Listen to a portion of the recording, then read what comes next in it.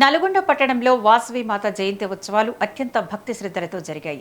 Beat మార్కెట్లోని Ramakoti Stupa దేవాలయం, గాంధీ పార్కులో నిర్వహించిన వేడుకలో రాష్ట్ర రోడ్లు, భవనాల శాఖ మంత్రి కోమటిరెడ్డి వెంకటరెడ్డి పాల్గొని అమ్మవారిని దర్శించుకున్నారు.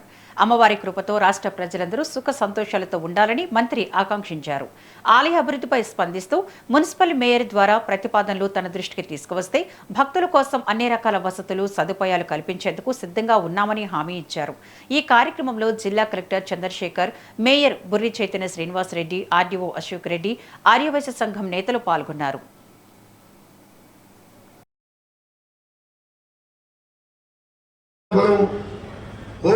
బ్రహ్మంగారు గుట్ట కానీ శివాలయం మీరు ఎప్పుడో చిన్నప్పుడు నడుచుకుంటూ ఎక్కొచ్చు.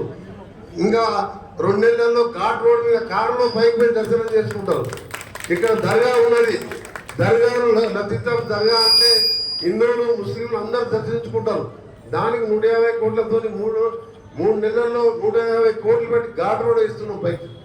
ఎందుకంటే నల్గొండ టౌన్ అంటే మనం ఎప్పుడైనా సాయంత్రం పూట బయటకు వెళ్తే మనం ఉన్న పాత దేవాలయాలు, ఓల్డ్ సిటీలో సంతోష్ మాత గుడిని కూడా ఈరోజు మొత్తం కూడా కాంపౌండ్ వాళ్ళతో సహా పూర్తిగా పునర్నిర్మాణం చేయాలని కొత్త కమిటీని కూడా మననే ఏర్పాటు చేసుకున్నాం.